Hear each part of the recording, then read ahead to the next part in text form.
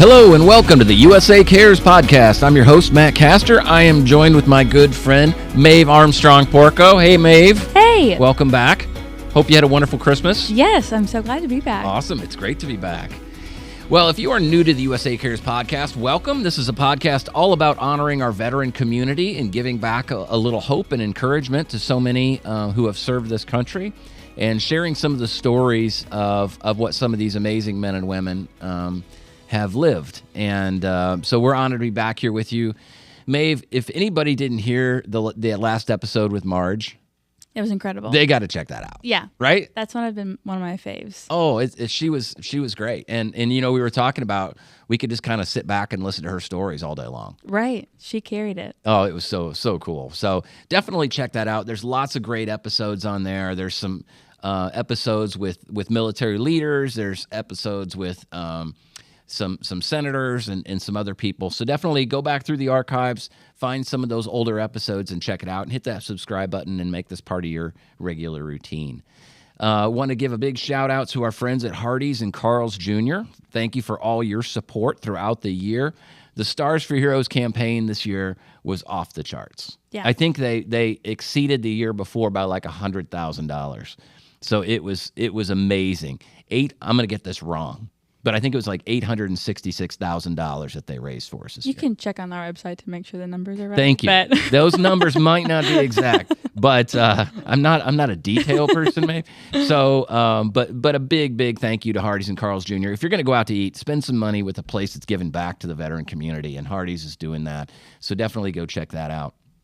Also, big thank you to our friends at McClellan Integrated Services and Roller Die Informing, who have always been there to support us. So, all right, Maeve, why don't you introduce our guest today? yeah, today our guest is a Purple Heart recipient, a Marine Corps veteran, and a University of Kentucky, which I'm most excited about, grad. And he is here to tell about his story today. Hi.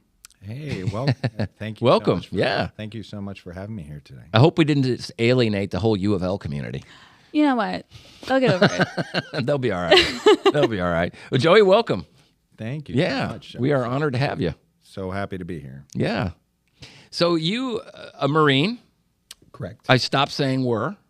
You are, correct? Once Marine, Okay. always Marine. Absolutely. What got you on your journey in the military? What got you started, and what made you want to get going in that life? Yeah, so, I grew up after being adopted in a big family with 7 children. Wow. And my parents, having adopted all 7 of us, my dad was a Vietnam Marine veteran, and he was in Way City and Tet Offensive. Wow. And, so just the stories growing up and the camaraderie and the sacrifices that was required of those who served during that time, I had kind of always felt the drawing to go into military service. And then it wasn't until after 9/11 that I think when it solidified that was my purpose during that time. And so I decided I wanted to graduate high school in 3 years. After my sophomore year, I went into a homeschool program. I completed 2 years in one, and then off I went into my new life, my new journey. So They adopted 7 children? yes. That's insane. Yes. So That says a lot about them, that they would alter their lives to take care of 100%. all these kids. Well, and so, they wanted to have kids. For whatever reason, they couldn't. And they went from having no kids to 3 at the same time when they started. Wow. So me... 3 siblings? Correct. Yeah. Me and my 2 older sisters, we were 3, 4, and 5. And so they were contacted by the adoption agency and said, hey, if you would like, we have 3. We don't have 1, we have 3. And they said, we can't let these kids down. We have to take them. And That's awesome. Wow. That's amazing. Not a lot of people would accept that. I wonder myself, could I, even go above and beyond to do something as selfless as that? And What a great example they set for you guys. Absolutely. I mean, that's so cool. And then you add in his military service as well. Correct. Yeah. Wow. And so, they gave us an amazing life growing up in Naples, Florida. Yeah. And then, we traveled. My dad managed movie theaters. My mom, she worked as a transcriptionist most of the time in hospitals. And so they worked very hard to give us a very good life and, point us in the right direction. Wow. Is it just you that served, or other siblings as well? It was just me. I was the only one, yes. Wow. Yeah. And you went when you were 17? Yes, I joined, I'm going to say it was 2 weeks after my 17th birthday. Wow. Wow. Went to boot camp a couple months later. And how was that experience? In boot camp, being the youngest, 17, it was daunting. Thankfully, I was in Royal Rangers, which is essentially like a Christian Boy Scouts. Yep. So some discipline was instilled, in that capacity. My father, he obviously instilled a lot of discipline in me. And then I was in JROTC in high school for 2 years. And so, I had an understanding of what was expected. And I had watched a lot of military movies and, Full Metal Jacket, if you will. Yep. So that's what I thought it was all about. So you knew you were going to get your butt kicked for a while. Exactly. And my dad, he used to tell me to clean my room. And if it wasn't clean by the time he came back, then he would just, dump some things and flip some things and say, okay, now you have a new time limit. So by the time I got to boot camp, I thought, you're telling us to dump our footlockers. Is this all you got? Like, I've been doing this my entire life. So That's awesome. That's awesome. So you get through that. You were deployed? Yes. About 5 times. Yeah. Wow. Absolutely incredible. And always to Afghanistan or Iraq? No. So I deployed to Iraq first. My first duty station, actually, I was in nuclear weapons security. Okay. In Bangor, Washington. Wow. And that's actually where I met my wife when I was 19 years old. And I met her, and I had gotten orders to the East Coast from close to Seattle, Washington. And when I got those orders, I thought, there's no way I'm leaving you in Washington State. And so you're coming with me 3,000 miles away. So we ended up getting married very young. And we ended up going to Camp Lejeune, North Carolina. Yeah. And shortly after I deployed, during that time, we were expecting our youngest, who's now 18, and she's expected to go to University of Kentucky next year. I'm pretty proud of that. She got an offer from both U of L and UK. And I looked her dead in the face and I said, I think you know what the right answer to this should no be. Pressure, but no pressure. Otherwise, it might get weird. So anyway, so she was born a month before I deployed to Iraq. Yeah. So I left in 2007. I went to Ramadi and traveled in between Ramadi and Fallujah while I was in Iraq. And that was my first deployment. And then I ended up doing a lot of other subsequent deployments that were not combat related, some to Central America doing counter smuggling, counter drug during a couple operations down there. And then I ended up going on a ship, 13th Marine Expeditionary Unit, and going to the Arabian Gulf. And we did a lot of counter smuggling operations there and training for interdiction. And then I skipped the part that while I was in, my first half was typically mostly infantry operations. Okay. But then I heard about this interesting thing called psychological operations. Well, the Army had created this, and they had done it very well. Well, the Marine Corps decided that they wanted to create that component inside the Marine Corps, but it wasn't a primary MOS. So I went to Quantico to get the training. Initially, or to join the unit that would send me to the training, and then I ended up going down to Fort Bragg, and I was the only Marine in my class, and full of special operators, going through this program, and we ended up going through, and and went to a lot of training throughout that year, and that kind of set me off in a new trajectory, a new direction. But it wasn't a primary MLS at that time. But it gave you that specialty. Oh, yes, it gave me the specialty. And so as I traveled between, as I left psychological operations, I got tagged to go be a combat instructor in North Carolina. And back in Camp Lejeune. And you had a lot of back and forth. Yeah. There were a lot of back and forth.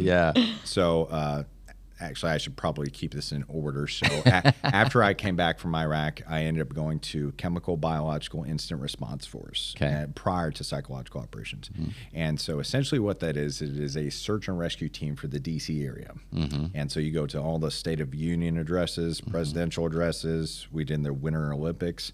We did the New York City Fire Department Technical Rescue Course, which was amazing because you're learning from people who were actually on the ground and they actually were there during 9/11. Wow. And knew, here's what the book says and here's what really works. Yeah. And thankfully, we also got to go to Oklahoma City and do the Oklahoma City Technical Rescue Course and EMT school. And it was towards the tail end of my career there that I realized I hate being in a chemical environment because you have to be in a chemical suit and it gets very hot in those things, very miserable. So I heard about this thing called psychological operations, and so I ended up going over there for a while, deploying to Central America, and then on the 13th Marine Expeditionary Unit. And the cool thing about that, it's kind of like a cruise, but all military people, and so it's actually pretty neat. I bet it is. Oh yeah, you get to stop at so many cool different little places and work with their local partner forces. So we went to the Philippines, Singapore, Israel, Jordan, Oman, Dubai, Bahrain, just so many different cool countries and so many good experiences. And then but while I was on ship, I got orders to go be an instructor,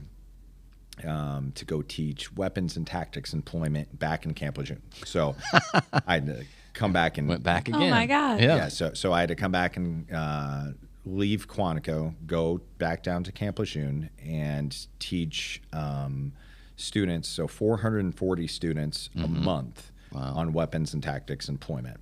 And so I did that for about 3 years. Ending out as a chief instructor at the end, where I was in charge of 440 students and 25 instructors, and I just had an amazing time. Wow. Almost teaching students just how to be very resilient in very harsh environments, and how to create muscle memory in things they do. So that way it would hopefully help increase the survivability of them during a combat situation should they ever deploy. Was that teaching more rewarding than the things you did on your own? Like, did you get, some people really get into the teaching and some people are more like, just let me go be boots on the ground and go do my thing? It was a different type of rewarding, yes. So I would, when I look back at the glory days, if you will, I look at all the very cool things I did in different countries. Yeah. And then I look at that and I realize I felt invincible in that environment because physically, you're uncomfortable and you're cold and you're wet and you're hungry and you're tired. Or you're just physically drained, but your mind, you end up turning it off because you want to almost appear like a superhuman in front of these students because if you go maternal, they will too. And, I would run into students later on when I left that assignment in different areas, and they would just give me this look like, you are the guy who made my life miserable for a short amount of time, but taught me how to be a man. So very That's rewarding awesome. duty station. And so at the conclusion of that, I was offered to go to Kaneohe Bay, Hawaii. Okay. Very harsh environment. Yes, Sure. poor thing. We're feeling terrible for you. Yeah. And so, so at this point, we had 3 kids. So my oldest, who was born in North Carolina, my second daughter, who was born in Maryland, while I was in the Instant Response Force. my son was born while I was a combat instructor in North Carolina. And then we get to Hawaii, and I'm doing workups for a deployment to Okinawa, Japan. And I tell everybody that out of all my deployments, that was probably my toughest, because you're not really in a combat environment. You are in an environment where you have some flexibility to go out and do things in the local city, but idle hands, sometimes Marines, they get bored. And so they go out and explore the local community. Right. And if alcohol is involved, normally they try to start a ruckus. Yeah. And me as a unit leader at that time, I had to do a lot of mentoring, a lot of trying to... Hey, maybe don't do that again. Exactly. And so that was a difficult 6 months of trying to make sure we keep our noses clean as a unit.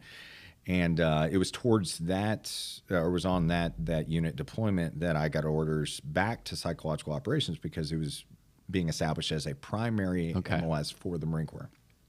And so it was during that time I got orders back. We found out we were pregnant with our fourth child, our which is a girl, and so our number 3 is our boy, actually.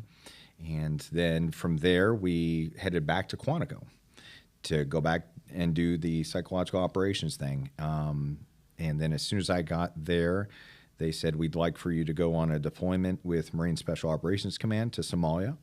And the first thought I thought was, I didn't even know we had people in Somalia, since the early 90s. I had no idea. Yeah. But we did have a contingency there, and of just a small unit that would rotate in and out. And so it was in September of 2019, I ended up deploying to Somalia. And within less than a month, our compound was attacked by 3 vehicle-borne improvised explosive devices. Oh, wow. And 20 al-Shabaab militants coming through our checkpoint. And I didn't really know the severity of what it had done to my skull and my brain at the time.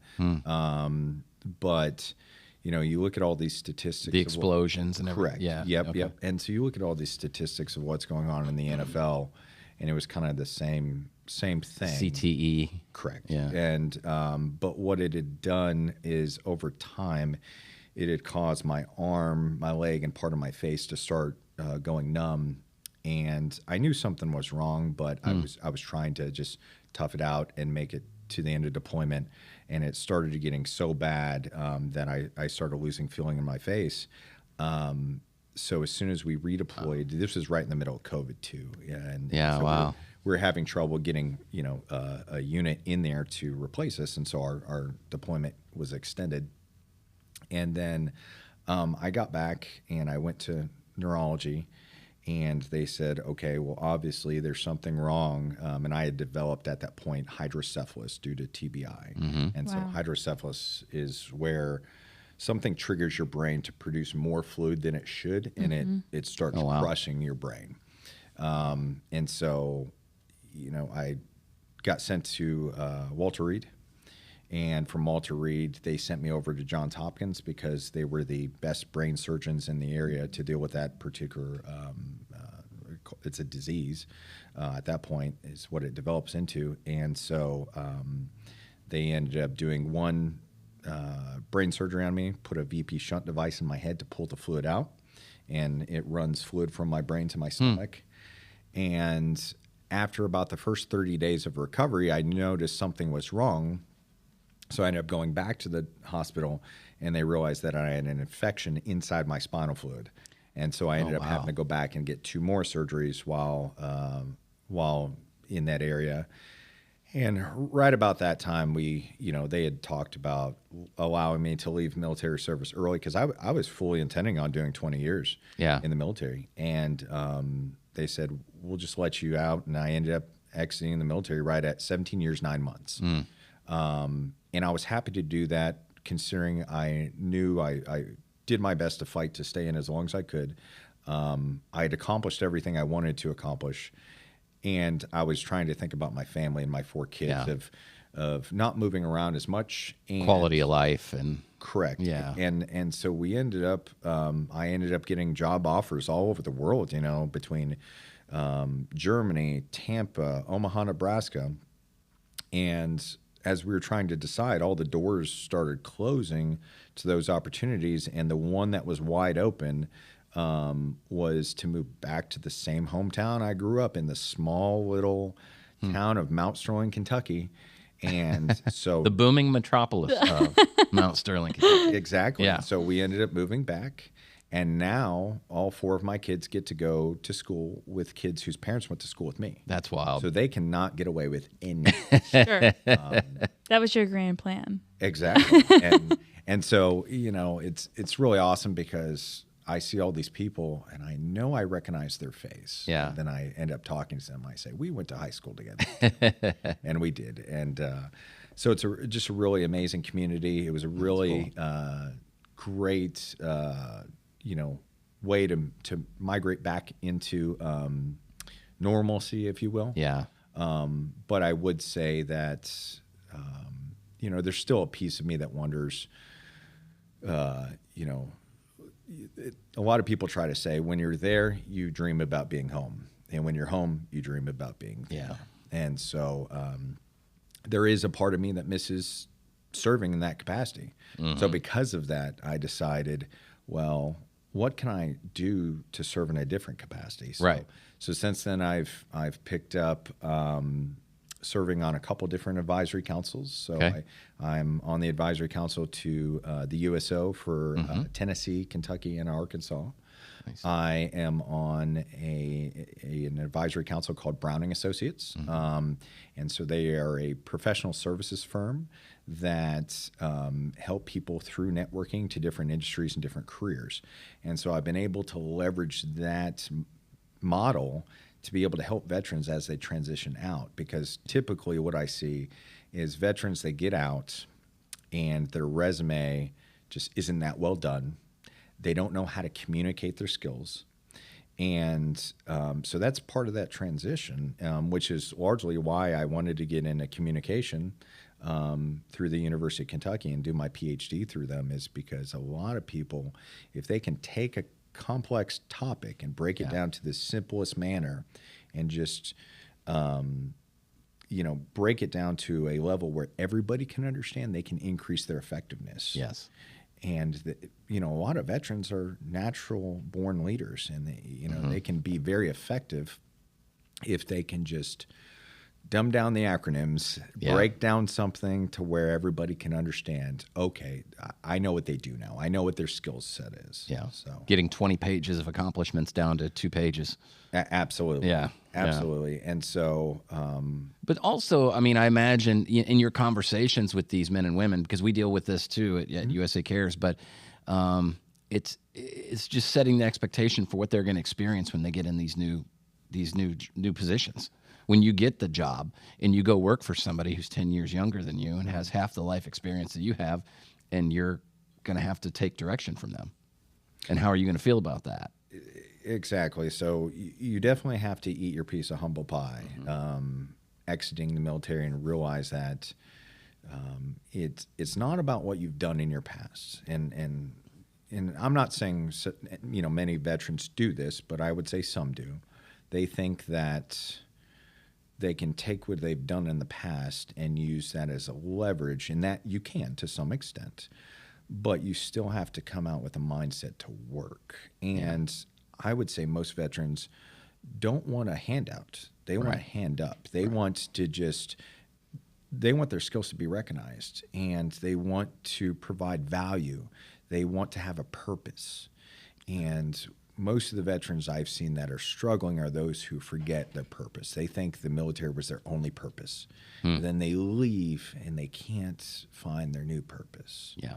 And for different people, it could be different things, and they just need to find out what that is. And what I've found as a purpose is not only in my family, it's in my workplace, where I get to see people come home to their families every single night due to the safety mechanisms that we've created in the mining and industrial space. Yeah. So essentially safety equipment. Mm-hmm. But I also like to stay involved with veterans in different organizations to be able to give them hope, and let them know if people like myself can do it, if people like my good friend Matthew Bradford, who's missing both his legs and his eyesight, amazing, go out there and say, there's still hope. I still have a purpose. Then any veteran listening can easily do the same thing. It's just they need to find out what that is. And most of the time that's in some form of servitude back to the community, back to people, back to other veterans. I think that's so true. And I've had friends who have come out after long careers in the military, and they'll go to work for somebody and they'll just, they're great, but I just don't think this is a fit, whatever. And I swear half the time they find their purpose in helping elderly people in their neighborhood, or helping, you know what I mean? Yeah. Helping with a community service project, or doing something like that to fill that hole, to fill that desire to give back that they have. Because it just doesn't go away as soon as you leave the military. No, there's definitely an itching to feel like you are making a difference in some capacity. And some people, they find that calling in hunting, in nature. And, one thing I think that's helped me in my transition was my last duty station was in Quantico, D.C. And I'm not sure if you've ever been on Interstate 95, but it's not the most comfortable place in the world. And 5 minutes down the road could take you 5 minutes, could take you 5 hours. Right. And so moving back to Kentucky and actually magically getting to places when my GPS says I'm going to get there. 15 minutes to anywhere, right? Yeah. Exactly. Yeah. That's what I love about being back in the bluegrass. But helping other people, so I am the leader for a men's group for our church, the Refinery Church in Mount Sterling, Kentucky. Yep. And over half of our congregation has had some sort or form of addiction or have been imprisoned.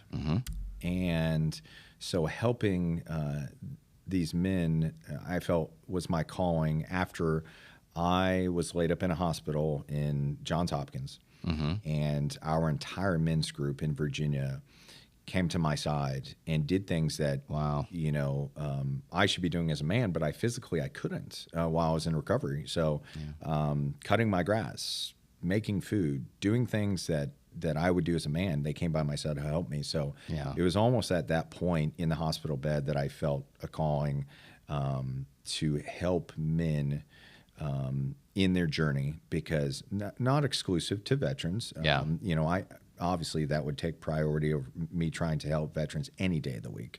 Right. But in the meantime, I still love helping men, because I know if I can target the man who's the family and the leader of their household, then most of the time, 90% of the time, the family will fall on trace and they'll see recovery.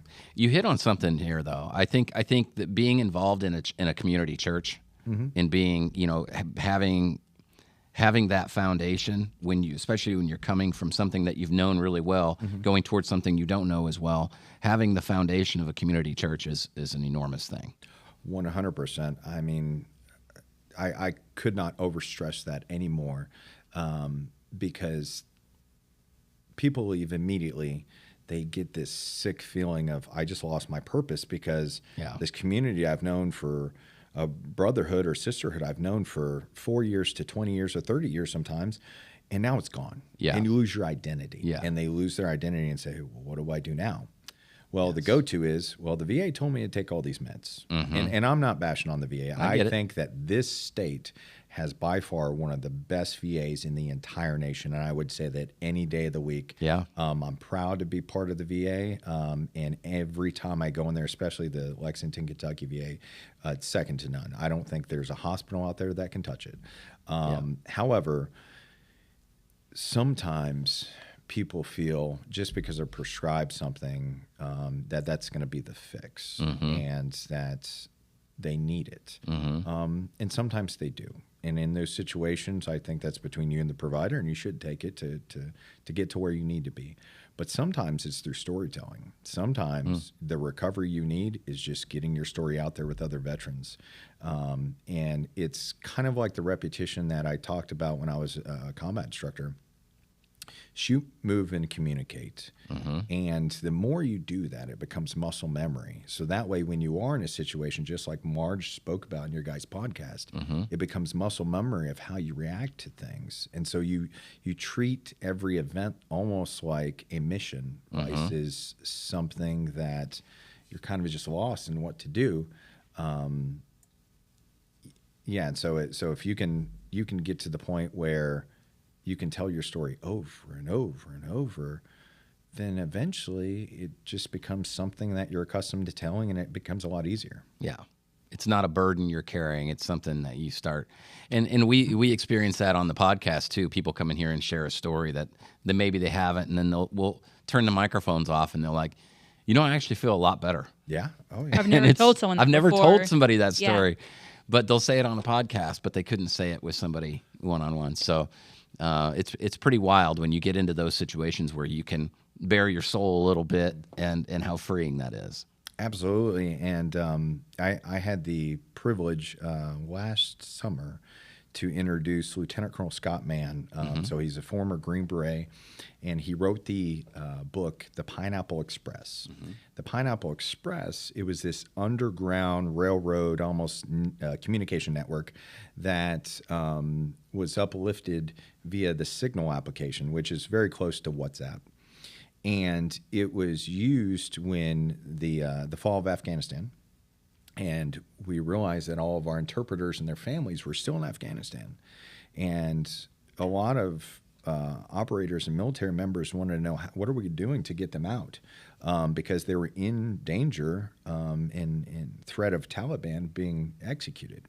And so what he did was he used that application to be able to help move people in this underground to get them out safely.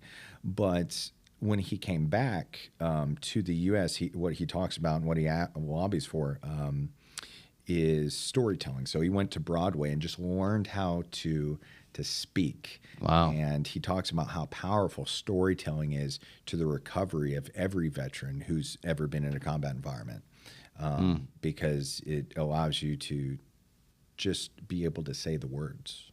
So, wow, that's incredible. So when you speak to groups, or you'll meet with groups, or you'll speak to, you said high school students, some other things like that. What's some of the feedback you get?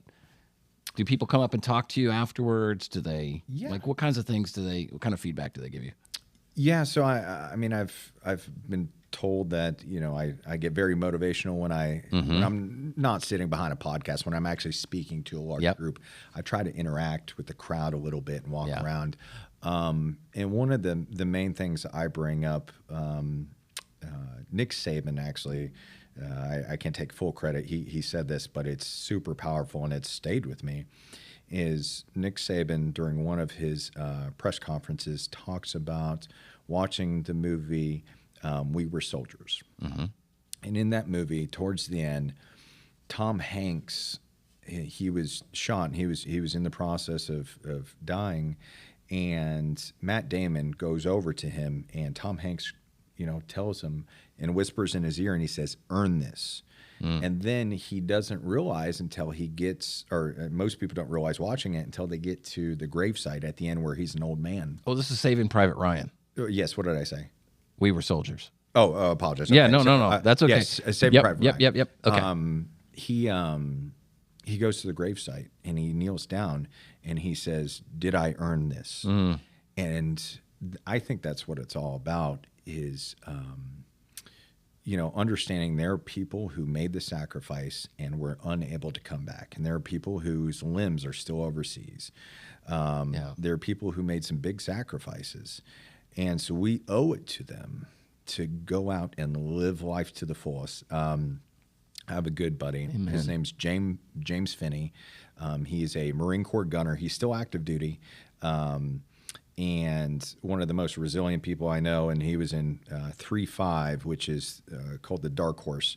They went to sang in Afghanistan in 2010, which was ridden full of IEDs everywhere, and their unit ended up losing 25 guys, and that was just the KIA. WIA was, I think, close to 200. But he continues to lobby and advocate for growth and resiliency because we need to earn that sacrifice. Yeah. And so most of the time when I speak at schools and different events, that's what I discuss. Anyway, I apologize. I completely. You're fine. No, I didn't answer your question. You're fine. No, you're fine. So most of the time, after I speak to a high school or a school event, I get a lot of kids at the high school that come up and talk to me about how I've motivated them to join the military, and I've planted that seed, and it's not for everybody, but it changed my life. And if I could go back and do it all over again, I would not have changed a thing, because it changed the trajectory of my life. It gave me a skill set. I was talking to my daughter's boyfriend yesterday about this same thing. I said, you can go and do any line of work, but I don't think you'll ever find a place where you can go get a brotherhood, where you can go get experience on your resume. You can go get free training in whatever skill set you would like, and then you get out after your first 4, and you're set for the rest of your life, and you get a free education out of it. Yeah. And so, and you get veterans preference and a lot of respect. So I think if people want to take the resources that the military gives them and grow with it, they can. But also, veterans who get out know that the resources just never stop. They're everywhere. I mean, right now, I'm about halfway through a PhD program at the University of Kentucky. I figured, and back to UK again. Yeah. So, and it was free. I mean, that's awesome. My bachelor's degree, 2 master's degrees, and my PhD has never cost me a dime. And the only obligation was for me to just go and absorb the information and pass the classes. That's incredible. Was that like immediately after you got out, you went to school? No. So I did a bachelor's degree while I was in. I did my first master's degree. And then I think I started half of my second master's degree while I was in. So I kind of had my favorite movie growing up was Rudy. And so my Rudy dream, instead of it being Notre Dame, was to be a Kentucky Wildcat. Yep. And so I, after I finished with National University, so I got a bachelor's in Homeland Security. I got a master's in human behavior. And then I decided to do a master's in information communication technology at UK. And then after I finished that, I said, well, might as well just keep going. It's free. You can get a PhD. And many people who know me and don't know that I have this much education, they say, you don't really talk at that level. And that's on purpose, because back to the simplicity, if you can take a complex topic and break it down as simple as possible, you can radiate influence and understanding and clarity so much more. And so that's I apologize, I didn't answer your question either. What was the question again? When did you start going to UK? Like you got out 17 years? So I moved back here in 22, so it was a year before, so 2021. It was right after I had fully recovered from my surgery is when I started back, or my last brain surgery is when I started back. Gotcha. Yeah, which was a challenge in itself to get back into the swing of things. And I realized that my memory is not what it used to be, and I wasn't sure if it would ever be good ever again. And so what I did was I started writing everything down. And even in my office today, so I'm a director of communication for Matrix Design Group, a mining safety firm, and our parent company is Alliance Coal. In my office, I have whiteboards all over. I write everything down. And it just, that reminder and that trigger that, you need to do this. And same thing on our refrigerator. I have a task list. I have a calendar. I have duplicates with electronic calendar reminders. And I think doing things like that just help with memory and eases frustration, I'm sure. Oh, 100%. And that's what I encourage everybody to do, especially if they've, ever been in a situation where they had a TBI or a brain injury of some sort. Write things down, communicate things, over-communicate things. But also back to the families, being patient, and just understanding that sometimes my wife, she used to say that I have selective hearing or selective. My husband has that too. Weird. Well, it's contagious, maybe. If he had a brain injury. No, doesn't count. I can say, well, that may be it. But, my wife will say, well, I told you this 4 times. I'm like, well, you may have. I just may have trouble remembering. So it gets better with time. And the more you exercise that muscle in your brain, the easier it does get to help recall things. So, Joey, as we wrap up here, I want you to talk to our audience. A lot of them are going through a transition from a military to civilian life. Mm-hmm. Talk to them for a minute as somebody who's experienced that. What advice would you give them? What would you offer to them as they're preparing for this transition or going through it right now? So I would say don't wait to the last minute. Prepare your exit strategy intentionally way before you do. Leverage the resources, but also talk to people in industries and areas where you want to move into. I would also say that LinkedIn, having that built out in simple terms that are relatable and translatable is super important. And then have somebody on the outside that's removed from the military review your resume, because I can't count how many times I've seen resumes and I thought, well, I know what this means because I was military, but I guarantee that the other side doesn't know how to interpret this. And so transition needs to start way before. And thankfully there are programs like SkillBridge that does help. But I would also say get involved in veterans organizations. There are hundreds, thousands out there, and find your purpose. Find out what would make you happy on the other side, and what would make you feel fulfilled, because it's going to be a gut punch. It's going to be everybody's going to go through it, and that has nothing to do with being in a combat situation at all. You could have never deployed. As soon as you walk away, you feel like that identity is gone. So you need to find a new identity. For me, it was a Kentucky Wildcat. To me, it was, being a dad and being home and being a dad. We have a 24-acre farm with Highlander cows. So it's big fluffy cows. Oh my gosh. That's more of my wife's hobby. I help where I can, but we just live in a peaceful environment. I love to go hunting. There are tons of those organizations out there where you can go out and hunt for free.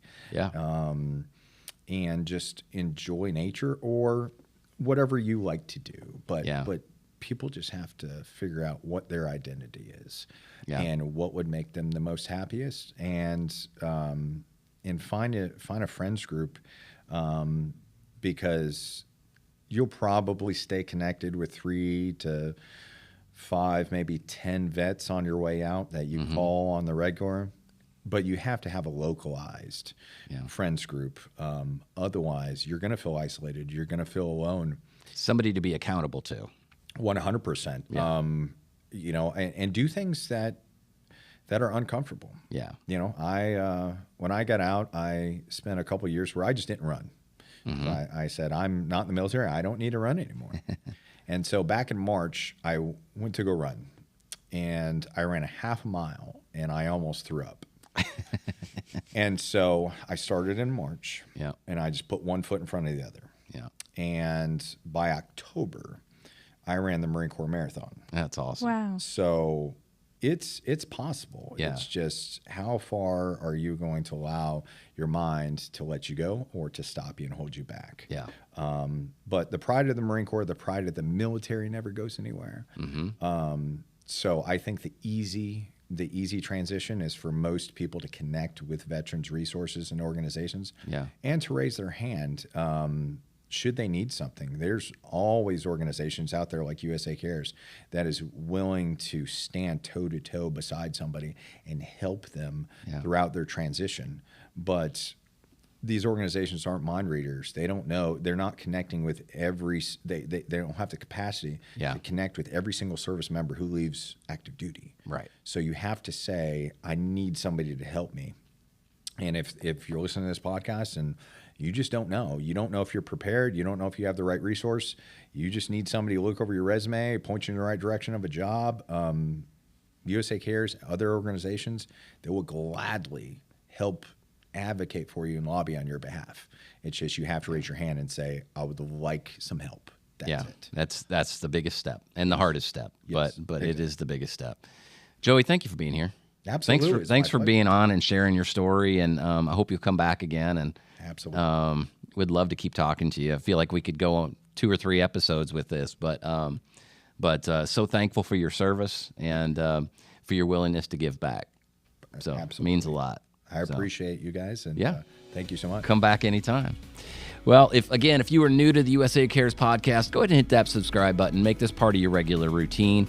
If you're not familiar with USA Cares, go to usacares.org and learn about the services that are available. As we talked about today, maybe you're ready to take that step and say, hey, I need some help. Reach out today. We've got a team waiting for you to call, and we would love nothing more than to be able to help you. So usacares.org. We've got a great couple guests coming up here soon, so keep checking back with us, and we can't wait to be here with you again soon.